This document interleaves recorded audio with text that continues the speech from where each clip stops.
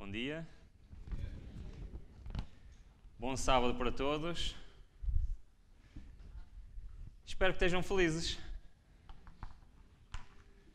Porque hoje é um dia especial. Hoje é o sábado do Senhor.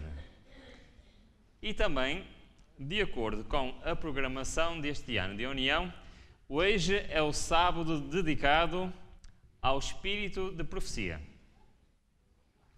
E como tal, o tema de hoje vai ser exatamente sobre este tema. O título do tema de hoje é Para que servem os testemunhos? Alguém poderá se perguntar o que é que isto quer dizer, o que é que são os testemunhos? Sabem que quer os nossos pioneiros, quer Ellen White, quando se referia aos seus próprios escritos, dava o nome de testemunhos. E aí, realmente, de acordo com a profecia do Apocalipse, fala exatamente nisso, nos testemunhos. Nós sabemos que estes testemunhos, dados, inspirados por Deus, à profetisa do Senhor, Ellen White, constituem realmente um tesouro que nós temos. E hoje vamos falar um pouco sobre esses testemunhos. E eu gostava de, nos momentos a seguir, que nós pudéssemos responder a esta pergunta. Para que servem os testemunhos? Mas nós vamos estar o sermão todo de volta desta pergunta. Nós, para além de vermos para que servem os testemunhos, o principal objetivo da mensagem de hoje é o que é que eu tenho a ver com isso? Faz sentido o que eu estou a dizer? O que é que, em primeiro lugar, para que é que servem os testemunhos? Qual a sua importância e que implicação eles devem ter aonde? Na minha vida. Ok? Isto era um título muito comprido para pôr ali, não era? E por isso o título está só para que servem os testemunhos. Então nós, nos próximos minutos, vamos ver alguns textos que nos falam exatamente sobre isto. Para que servem os testemunhos. Então, se nós temos a Bíblia, que tem tudo necessário para saber acerca de Deus e para a minha salvação, para que servem os testemunhos? Antes de respondermos a esta pergunta, eu queria ler dois textos que nos falam de alguém que odeia os testemunhos escritos por Ellen White. Sabem quem é esta pessoa?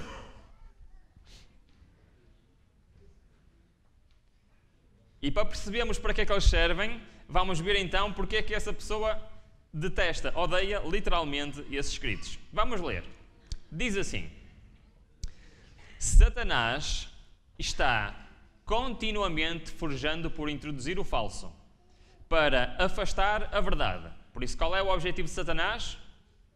É que nós não descobramos o que é a verdade. Depois diz assim: um dos últimos enganos de Satanás é o que diz o texto? O último.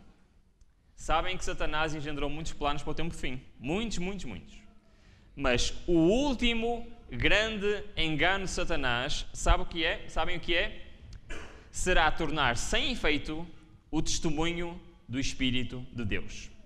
Não havendo profecia, o povo se corrompe. Satanás, reparem bem, operará habilmente, de várias maneiras e por diferentes instrumentalidades, para quê? Para perturbar a confiança do povo remanescente de Deus no verdadeiro testemunho. E como é que ele fará isso? E porquê que ele fará isso? Será então ateado contra os testemunhos um ódio satânico. A operação de Satanás será perturbar a fé das igrejas neles, por esta razão. E ele não pode achar caminho tão livre para introduzir seus enganos e prender almas em suas mentiras, se as advertências e repreensões e conselhos do Espírito de Deus forem atendidos. Pergunta: porquê é que então Satanás odeia os testemunhos?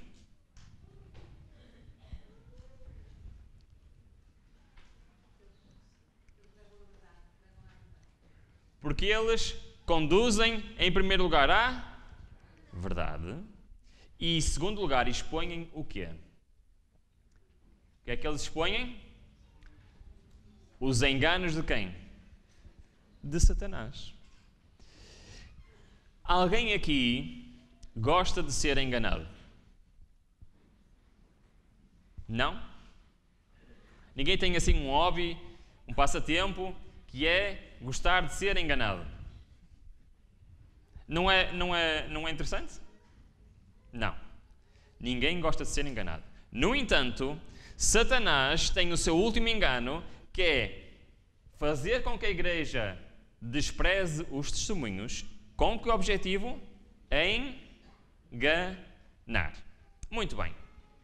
Agora vem a pergunta: para que é que servem então os testemunhos? Estas mensagens foram representadas como uma âncora para o povo de Deus. Aqueles que as compreenderem e receberem serão preservados de ser varridos pelos muitos enganos de Satanás. Então nós sabemos que no tempo do fim, que é a altura que nós vivemos hoje, Satanás engendrou o quê? Muitos enganos. E para nós nos apercebermos deles, Deus deixou tudo isso escrito para nós. E nós temos duas opções. Qual é? Quais são essas duas opções? Ou queremos saber daquilo que Deus deixou como testemunho, ou não queremos saber, certo? Certo ou errado? Se nós queremos saber aquilo que as mensagens que Deus nos deixou para agora, nós temos que as ler. Se não queremos saber, não precisamos de as ler. Mas então já vimos que Satanás não gosta e que elas são uma âncora para nós, como povo de Deus, para não sermos enganados por Satanás. Mas mais uma vez eu faço a pergunta: se nós temos a Bíblia, para que é que precisamos dos testemunhos? Para que é que precisamos dos escritos de Ellen White? Será que Deus já não tinha dado informações que chegam? Ou será que o problema está em mim? O que é que vocês acham? Vamos ler? Diz assim: Ellen White pegou na Bíblia, pôs-a na mesa, e à volta da Bíblia pôs todos os testemunhos, todos os livros, folhetos, panfletos, todos os seus escritos. E reparem bem, tomei a preciosa Bíblia e agrupei em torno dela os diferentes testemunhos para a Igreja dados ao povo de Deus. Aqui, disse eu, estão discriminados os casos de quase todos. Os pecados que devem evitar estão neles apontados. Os conselhos que eles buscam podem ser encontrados aqui. Apresentados para outros casos que definem situações semelhantes às suas. Deus se tem agradado de dar-lhes preceito sobre preceito e regra sobre regra. Mas não há muitos entre nós, permitem-me ler nós, que sabem realmente o que está contido nos testemunhos. É isto verdade ou não? O que é que vocês acham? Mas não há muitos entre nós que sabem realmente o que está escrito nos testemunhos. Nós não estamos familiarizados com as Escrituras. Se tivéssemos feito da Bíblia o objeto de nosso estudo, com o propósito de atingir o padrão bíblico e a perfeição cristã, não necessitariam dos testemunhos. Todos percebemos o que é que está aqui escrito? O que é que está escrito? Se nós pegássemos na Bíblia e isto fosse um objeto contínuo do estudo, o que é que está escrito? Que não precisávamos de mais. Certo? é porque negligenciamos tomar conhecimento do livro inspirado de Deus que Ele procurou alcançar-nos por meio de testemunhos simples e diretos. Então é assim, se isto fosse a nossa ferramenta de estudo ao longo da nossa vida, se nós tivéssemos a capacidade... Eu vou-vos dar um exemplo muito rápido. Eu recentemente li um livro dos nossos pioneiros. O livro tem como título O Grande Movimento Adventista, a História da Igreja. Mas além da história, aquele livro tinha muitos ensinamentos bíblicos, muitas explicações de profecias, muitas coisas. E eu, à medida que lia aquele livro, perguntava assim, como é que este homem, sem internet, sem pesquisa, como nós temos agora tudo, não é? Conseguia saber tantas coisas. E eu ficava admirado. E, de facto, isso era uma realidade, porque o principal objetivo da vida destes homens era saber a palavra de Deus. Mas, de facto, o que é que nos diz, então? Que os testemunhos que foi-nos dado, porquê? Para, de uma maneira simples e direta, nós possamos compreender a verdade de Deus. Chamando a sua atenção para as palavras da inspiração que negligenciámos desobedecer. E insistindo para conosco, para modelarmos a nossa vida de acordo com os seus ensinamentos puros e elevados. Muito bem. Então, nós vimos aqui algo de interessante. O que é que nós já vimos até aqui? O que é que já vimos até aqui? Que Satanás não gosta dos testemunhos. Porque consegue enganar muito mais fácil se nós não quisermos saber de testemunhos. Certo? Vimos também que eles são importantes, mas que eles até não seriam necessários se nós tivéssemos a capacidade de compreender toda a verdade estudando a Bíblia. Estou certo ou não estou? Então Deus, na sua misericórdia, disse assim, bom, então eu vou dar tudo muito mais fácil de entender, muito mais simples e direto. Certo? Comida mais fácil de digerir. Muito bem. Eu vou-vos contar uma história. Esta história passa-se no ano de 1911. Para conseguirmos compreender a importância dos testemunhos e destes livros que temos à nossa disposição. No dia 6 de outubro de 1911, foi enviado para a gráfica o último livro da série Conflito dos Séculos. A série Conflito dos Séculos é uma série de 5 livros dos testemunhos, que alguém sabe quais são? Grande Conflito, Atos dos Apóstolos, Desato das Nações, Profetas e Reis, Patriarcas e Profetas. Muito bem. O último destes a ser escrito foi o Atos dos Apóstolos. E foi acabado de escrever em 1911. Foi uma data muito importante. Dia 6 de outubro foi mandado para a tipografia para ser impresso. 6 semanas depois chegou a encomenda. Primeira edição do livro Atos dos Apóstolos, que retrata não só o livro de Atos na Bíblia, mas também as cartas de Paulo e a vida de Paulo como missionário e as suas viagens. Veio mesmo a tempo, sabem porquê? Porque no dia 26 de novembro, Ellen White fazia anos.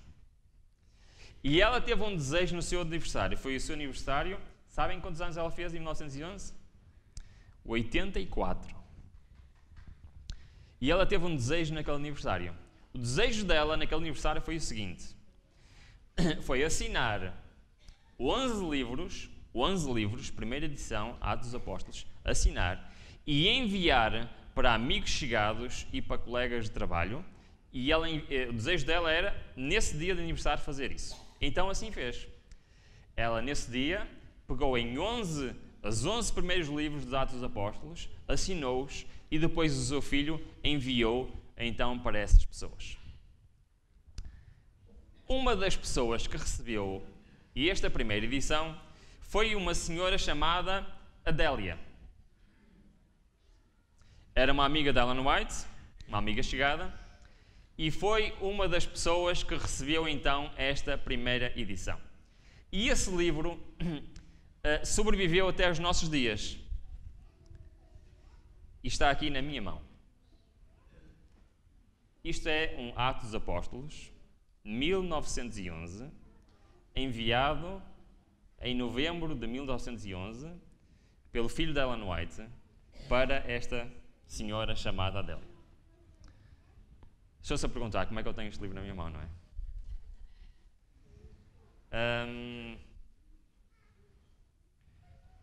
Para mim isto é uma precisidade, eu ter este livro na mão. Eu estava nos Estados Unidos e a Sónia estava a ver uma loja de, como é que se chama? Lembranças. E essa loja de lembranças tinha um corredor cheio de como é que se diz? Armários, não é armários, mas estantes, com livros usados. E num canto havia uma estante com livros usados de Ellen White. E nós chegámos lá e vimos aqueles livros antigos, estávamos lá a ver. E quando começámos a ver primeiras edições, livros de 1864, livros de muitos do século XIX, nós assim, ui. Então começámos a escolher alguns para trazer. E no meio desses livros estava este livro. Para terem uma ideia, este livro custou $6, 5 euros. Está aqui, 5 euros. Um livro que é uma preciosidade, estava esquecido, abandonado numa estante e agora está aqui na minha mão. E como é que eu sei esta história? Sei esta história que também depois pesquisei, mas sei esta história... desculpem que eu tinha Portanto, este livro foi então finalizar o conflito dos séculos, como ao bocado estávamos a ver. Porque dentro deste livro... Dentro deste livro tem uma carta escrita pelo filho de Ellen White, por William White, dirigido a esta senhora. Eu vou pôr aqui no ecrã para vocês verem melhor. Esta carta está ali assinada por William White. E esta carta diz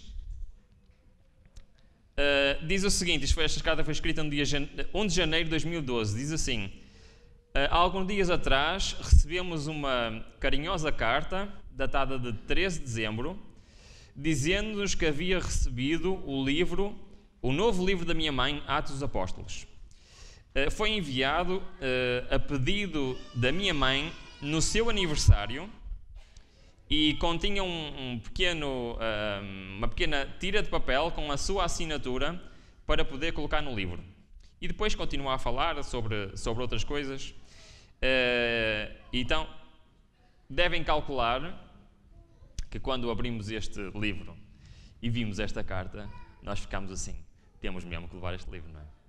E realmente aqui está, eu vou mostrar-vos para vocês verem. Então, a assinatura de Ellen White, feita no dia do seu aniversário, 26 de novembro de 1911. E este livro foi então enviado para a senhora Adélia Van Horn, que era o nome dela completo, e felizmente sobreviveu até aos nossos dias. Agora, e eu não trago isto apenas por ser uma história interessante e por ser um livro que me diz bastante e por ter sobrevivido aos nossos dias. Eu trago isto porque quando nós chegámos a casa e depois fomos ver com mais calma o livro, dentro deste livro tinha uma outra carta, que é esta carta aqui. E esta carta tinha sido uma carta que Ellen White tinha enviado também para esta irmã Adélia. E eu trago isto porque esta carta é importante para a mensagem que temos hoje. Eu vou ler um bocadinho desta carta, porque hoje estamos a falar da importância de quê? Dos testemunhos. E a carta que está aqui dentro fala exatamente nisto. Fala da importância dos testemunhos. e especialmente num livro que tinha acabado de ser lançado nesta altura, que era o livro Parábolas de Jesus. Muitas vezes nós não compreendemos a importância de alguns livros que nós temos na estante lá em casa. Eu não sei se aqui toda a gente tem este livro, mas reparem bem no texto, e eu traduzi para português, penso eu. Está aqui a carta completa. Eu vou ler só o primeiro parágrafo, para nós compreendermos então a importância destas publicações. Diz assim: tenham fé em Deus. Isto é a minha tradução, desculpem lá se alguma coisa não estiver a 100%, mas esta carta não existe em português, nunca foi traduzida, nem nunca foi publicada em livro, foi apenas dada como testemunho em 1900, e por isso, provavelmente, há muitos anos que ninguém lê esta mensagem, e temos hoje o privilégio de ler esta mensagem. Diz assim: tenham fé em Deus. E ele deu uma ideia das parábolas de Jesus, ou seja, desse livro, para alívio das escolas. Ele está a testar o seu povo e instituições neste assunto, para ver se eles trabalhariam em conjunto e serem um único pensamento em negação própria e sacrifício próprio. Levem em frente este trabalho sem hesitar, e no nome do Senhor. Que os planos de Deus sejam confirmados. Que suas propostas sejam totalmente realizadas e vividamente endossadas, como meios de união para os membros das igrejas, num esforço de sacrifício próprio. Agitem cada família, cada igreja, a fazer com o máximo das suas forças, todos se consagrando a Deus, colocando o fermento do mal fora dos seus corações, fora dos seus lares e fora da escola. Que todas as famílias aproveitem ao máximo esta oportunidade de Deus. Que oportunidade é esta? Era de ter e estudar o livro Parábolas de Jesus, que foi inspirado por Deus para servir de estudo aonde?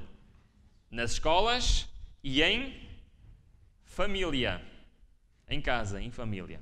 De facto, é um livro extraordinário. Não sei se aqui já tiveram a oportunidade de ler este livro. É um livro extraordinário que explica em detalhe as parábolas de Jesus. Então, o que é que vocês acham? Acham, segundo o que está escrito, que estes livros, que estes testemunhos são importantes para nós ou não? O que é que vocês acham? Muitas vezes, e eu já ouvi isto várias vezes, pessoas a dizer assim: este ponto para mim é difícil compreender, ou esta profecia não o percebo muito bem, ou esta doutrina não compreendo muito bem. Pois bem, Deus já previu exatamente esta situação. Então enviou o quê? De forma simples e direta? Os testemunhos. Eu vou-vos dar um exemplo. Estes 7 livros começam assim: patriarcas e profetas, profetas e reis. Sabem o que é isto? Isto é toda a história do Velho Testamento explicada ao pormenor, cronologicamente e em detalhe. De já todas as nações, sabem o que é? São os 4 evangelhos explicados em ordem cronológica e em detalhe. Atos dos Apóstolos, sabem o que é? Livro de Atos, cartas de Paulo, explicadas, e a vida de Paulo em geral, explicadas ao detalhe e ao pormenor. Grande Conflito, sabem o que é? A história do Grande Conflito, incluindo o quê? Explicação do quê? Das profecias. Sabem? Parábolas de Jesus, o que é? Explicação das... Maior discurso de Cristo, sabem o que é? Explicação do Sermão da Montanha. Sabem nestes 7 livros o que é que nós temos? Todos os capítulos da Bíblia explicados em detalhe e em pormenor. Por isso eu faço a pergunta: temos alguma desculpa para não perceber alguma parte da Bíblia? Perceberam a pergunta? Temos alguma desculpa para não perceber alguma parte da Bíblia. Mesmo que eu não tenha a capacidade de estudar a Bíblia e compreender todos os detalhes, tenho eu desculpa? O que é que vocês acham? Se está explicado de uma forma tão direta, tão clara e tão simples? Eu vou-vos dar um exemplo. Vamos abrir a nossa Bíblia. João capítulo 20. Desculpem eu dar este exemplo, mas é um que eu achei tão curioso que gostava de partilhar com os irmãos. João 20, e pode ser a partir do versículo 3. Às vezes há pormenores que pelo menos a mim, me escapam completamente e que não os compreendo. Diz assim, João 20, versículo 3, diz, após a ressurreição de Jesus, diz assim, então Pedro saiu com o outro discípulo e foram ao sepulcro. Os dois correram juntos, mas o outro discípulo correu mais depressa do que Pedro e chegou primeiro ao sepulcro. Abaixando-se, viu no chão os lençóis de linho, mas não entrou. Chegou Simão Pedro, que o seguia, entrou no sepulcro e viu no chão os lençóis, e o lenço cobria a cabeça de Jesus, e o lenço que não estava com os lençóis, mas enrolado no outro lugar à parte. Versículo 8. Finalmente entrou também outro discípulo, que chegara primeiro ao sepulcro, e viu e creu. Eu já li estes versículos muitas vezes e nunca tinha percebido o que é que isto quer dizer.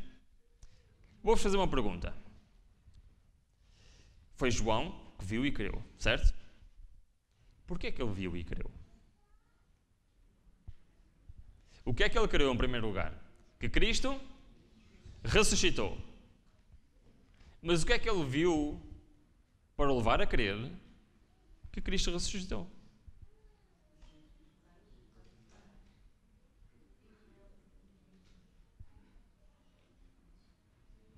É interessante que às vezes há pormenores, sabem que nada está na Bíblia por acaso. Mas há pormenores que muitas vezes nos passam ao lado. Eu fiquei surpreendido quando li isto. Diz assim, os discípulos correram para o túmulo e acharam-se como Maria dissera, viram o sudário e o lenço, mas não acharam o Senhor.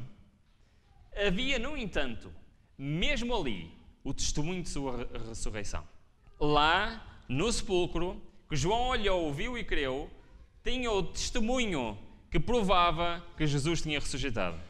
Diz assim, as roupas do sepultamento não estavam atiradas com negligência a um lado, mas o que é? Cuidadosamente dobradas, cada uma num lugar à parte, e então João viu e creu. Então espera lá. A prova que fez com que João acreditasse que Jesus ressuscitou não foi ver o túmulo vazio. Foi ver a roupa cuidadosamente dobrada e cada uma no seu sítio. Porquê? É muito interessante, no outro dia estava alguém a falar e a dizer assim, epá, que chatice, eu não percebo porque é que todos os dias tenho que fazer a cama, tenho que dobrar a roupa, tenho que... Eu à noite já vou outra vez fazer tudo, porque é que eu tenho que fazer? Não sei se já encontraram uma vez uma pessoa que pensa assim. Mas sabem que Jesus não era assim. Sabem como é que Jesus era? E por isso João reconheceu que só podia ter sido Jesus a fazer aquilo. Eu vou ler. Diz assim, fora o próprio Cristo que colocara com tanto cuidado as roupas com que o sepultaram. Enquanto o anjo do céu removeu a pedra, o outro entrou no sepulcro e desembaraçou o corpo de Jesus do seu invólucro. Foram, porém, as próprias mãos do Salvador que dobraram cada peça, pondo-a em seu lugar. Ao seu olhar, que guia semelhantemente a estrela e o átomo, nada há sem importância. Ordem e perfeição se manifestam em toda a sua obra. Extraordinário, não é? Reparem que João olhou, viu a roupa dobrada e no seu sítio e disse assim, foi Jesus Cristo que fez isto. Eu conheço a esse ponto. É extraordinário como é que João, ao ver aquela roupa dobrada, foi a prova que ele precisava e que era suficiente para reconhecer a mão do Criador. Agora, eu digo-vos, eu já li este texto muitas vezes e nunca tinha encontrado esta lição que está aqui. Isto é uma lição para nós ou não é? É uma lição extraordinária para nós. Tudo para o Salvador é importante e tudo tem que estar em ordem e tudo tem que ser perfeito. É realmente algo extraordinário para nós. E assim como eu achei interessante isto, eu posso vos dizer que nestes testemunhos tem tantas e tantas lições tão importantes para a nossa vida que nós desperdiçamos porque não queremos saber dos testemunhos. E é muito interessante que agora vos digo mais uma vez, nós não temos desculpa nenhuma para não perceber alguma parte da Bíblia.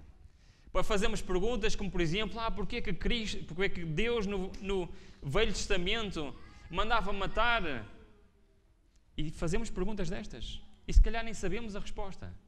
E tudo está explicado de forma tão simples. E nós simplesmente não queremos saber. Posso fazer mais uma pergunta? Estamos quase a terminar.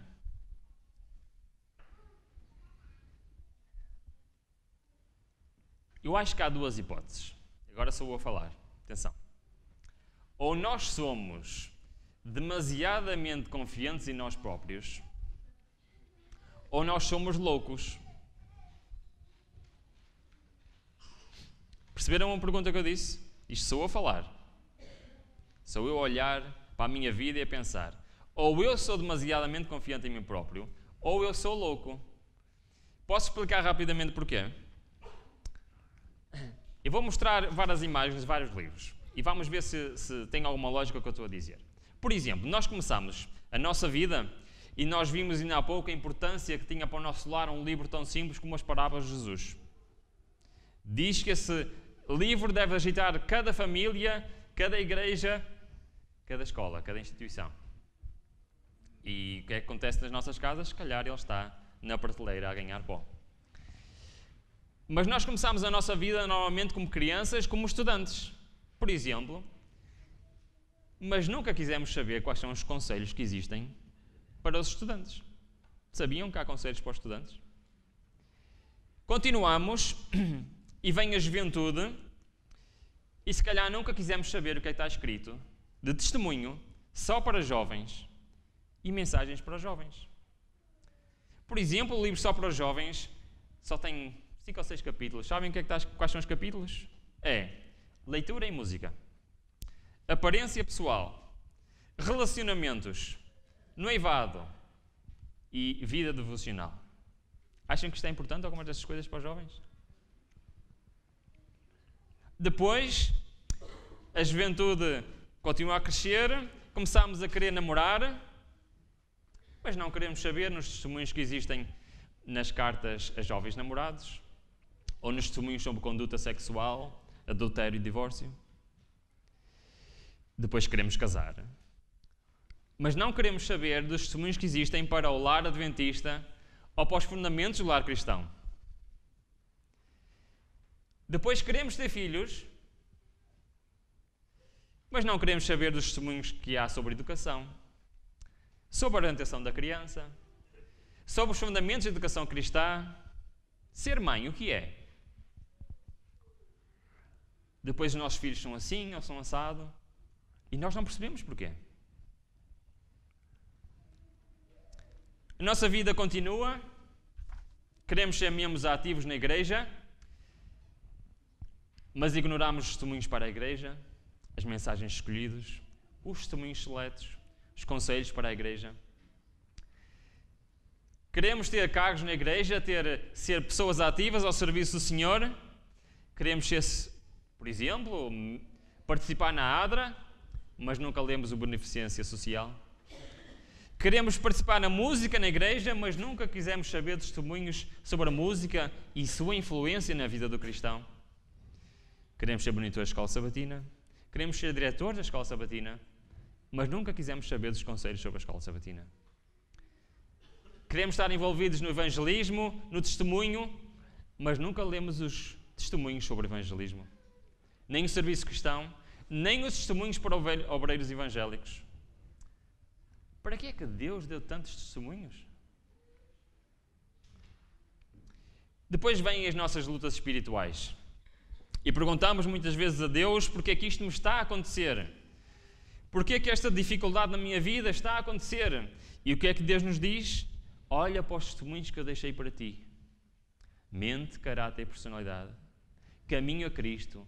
Reavivamento verdadeiro. Reavivamento e seus resultados. Santificação, temperança. Tudo isto são coisas más? O que é que vocês acham? São testemunhos fundamentais para a nossa vida. Dizemos, mas eu não percebo as profecias. E quantos livros nós temos sobre profecias? Eventos finais, história da relação, primeiros escritos, visões do céu, igreja remanescente. Há alguma desculpa. A idade vai avançando, a saúde vai fugindo e nos lembramos que não quisemos saber sobre os conselhos de regime alimentar. Não quisemos saber da ciência do bom viver, dos conselhos sobre saúde ou de medicina e salvação. Eu estou a dar só alguns exemplos, irmãos. E chegamos a idosos e nem sequer sabemos que existem conselhos aos idosos. Existe um testemunho para cada fase da nossa vida, para cada problema que nós possamos ter, para cada desafio que Deus nos põe perante nós. Deus deu-nos luz para cada uma dessas fases da nossa vida. E por isso eu pergunto, ou nós somos demasiadamente confiantes em nós próprios, não querendo saber nada disto? Ou somos?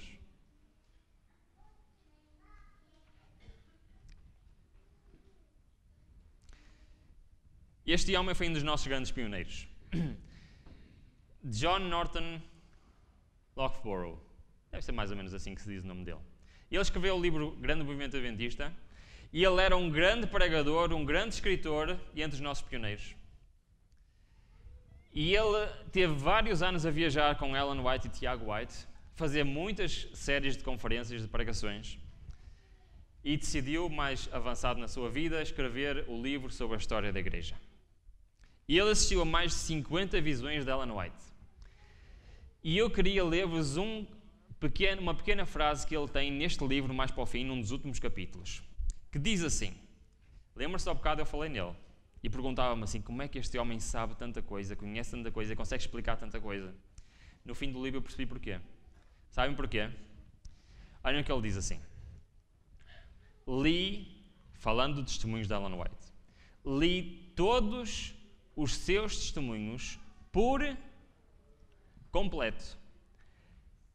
A maioria deles, quantas vezes? Várias vezes. E nunca fui capaz de encontrar uma fase imoral em qualquer um deles, ou algo que não seja estritamente puro e cristão, ou algo que conduza para longe da Bíblia ou de Cristo. Ao contrário, encontrei ali os mais fervorosos apelos para obedecer a Deus, amar Jesus, ter a fé nas Escrituras e estudá-las constantemente. Tal proximidade com Deus e tal fervorosa devoção, tais solenes apelos para se viver uma vida santa, só podem ser inspirados pelo Espírito Santo. Para terminar, eu queria responder a uma última pergunta. Já podemos responder mais ou menos esta pergunta. O que é que eu tenho a ver com isto? Qual deve ser a influência disto na minha vida pessoal e particular? Porque é que Deus se deu ao trabalho de, no tempo do fim, dar instruções tão precisas, diretas e simples para o povo de Deus? Foi para ti, foi para mim. E será que nós achamos que isto é minimamente importante? Eu vou ler o último texto que se encontra em Testemunhos para a Igreja, no segundo volume, página 605. São 5 diapositivos e vamos terminar. Diz assim: alguns que receberam advertências especiais por meio de testemunhos, por meio dos seus livros, esqueceram-se dentro de poucas semanas das admoestações que lhes foram feitas. E se calhar o mesmo vai acontecer com a mensagem de hoje. Se calhar daqui a poucos dias, poucas semanas, nos vamos esquecer. Os testemunhos foram várias vezes repetidos. Eles, porém, não os consideraram bastante importantes para levá-los a sério e lhes parecem como loucura.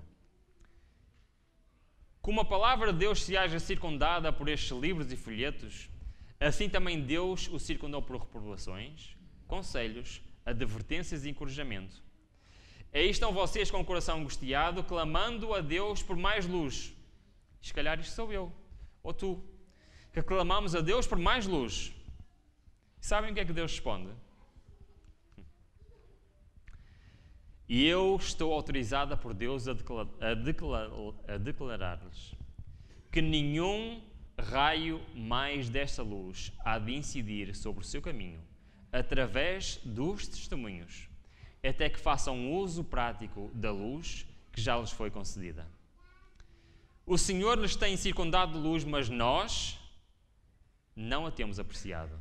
Antes, espezinhamos. Enquanto uns a desprezam, outros a negligenciam ou a seguem indiferentemente. Poucos dispuseram o coração a obedecer à luz que Deus lhe agradou em dispensar-lhes. Poucos aceitam esta luz que Deus nos quer dar. Por meio dos testemunhos, o Senhor se propõe a advertir, repreender e aconselhar seus filhos, e impressionar-lhes a mente com a importância da verdade de sua palavra. Os testemunhos não estão destinados a comunicar nova luz, e sim imprimir fortemente na mente as verdades da inspiração que já foram reveladas. Os deveres do homem para com Deus e seu semelhante estão claramente discriminados na palavra de Deus, mas poucos de nós se têm submetido em obediência a essa luz. E sabem o que acontece, irmãos? Os seus testemunhos não se trata de escavar verdades adicionais, mas pelos testemunhos Deus tem facilitado o quê? A compreensão de importantes verdades já reveladas e posto estas diante de seu povo pelo meio que ele próprio escolheu, a fim de despertar e impressionar com elas a sua mente. Sabem para quê? Para que todos fiquem sem...